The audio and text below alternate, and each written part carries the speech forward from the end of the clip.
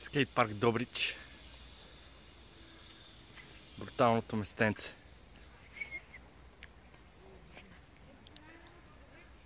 Мислихме си парк като в Щатите. Аз съм бил в някакви паркове в Щатите. То е дори по-готин. Езерцето сега е на обяд и пак е хладничко заради водата. Без сечица, с сенчица, пейчици, не човешките уреди. Настилката е готина, мазничка.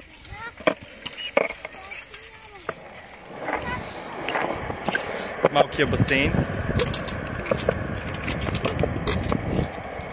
Малко по-големия басейн.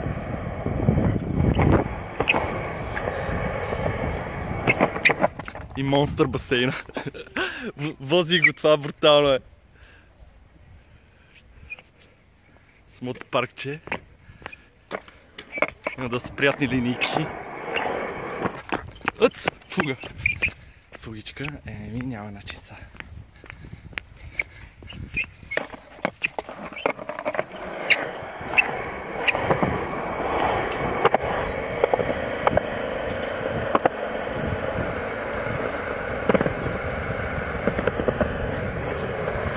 Ето някои от линиите.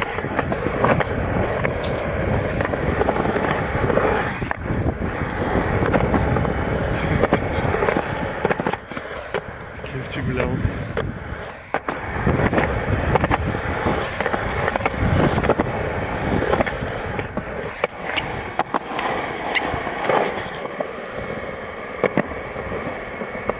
И едно от най-яките неща. Чешмичка.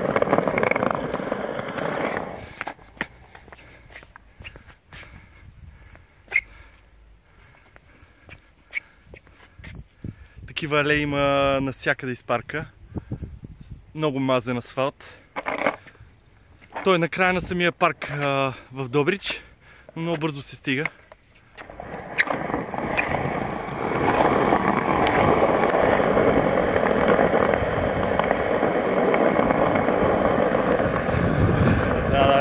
Не като в Щатите 10 пъти по-яко.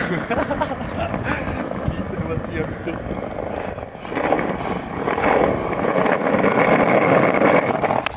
Те почки не са много подходящи за каране, но иначе на вид са не човеци. Езерце.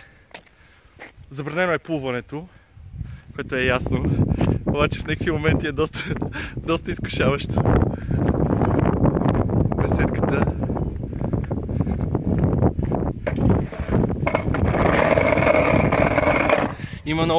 Има си правила, не може да се пие, не може да се пуши в околностите на парка, което е супер. За пушенето имам предвид.